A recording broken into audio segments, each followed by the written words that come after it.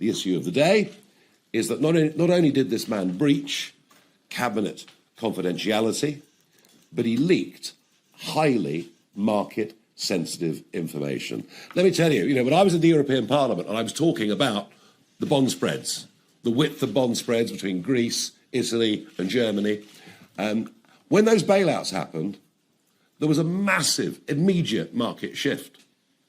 I watched it. It was huge. Anybody that had that information, that had access to money and funds of the kind that Epstein did, well, if he made tens of millions out of it, he was lax.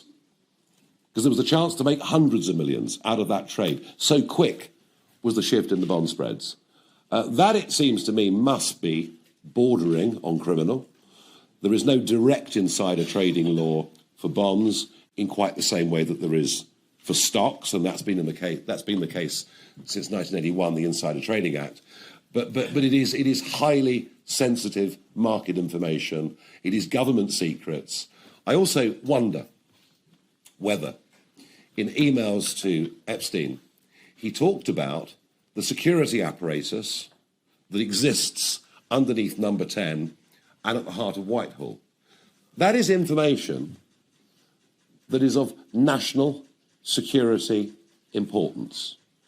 And so I think there is reason to ask the question whether Mandelson has not broken the Official Secrets Act.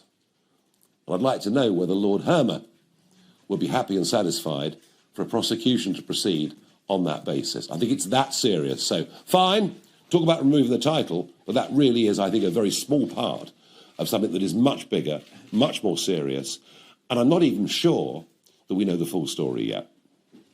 By the way, my name was mentioned 37 times in the files, but just to repeat, I never met Epstein and I didn't go to the island. In politics, you will always get the odd bad apple in a political party, but it would appear that in the case right now of this Prime Minister and his Chief of Staff, their errors of judgment, partly their errors of judgment, have led now to case after case after case.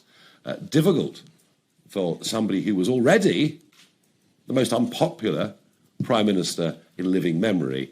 This deals yet a further blow. And so I still stick to the view that after May the 7th, when you see in Wales, for example, Labour that's dominated the place, going right back to Keir's time, very difficult for me to think that Starmer will survive the summer if he even gets through to May the 7th.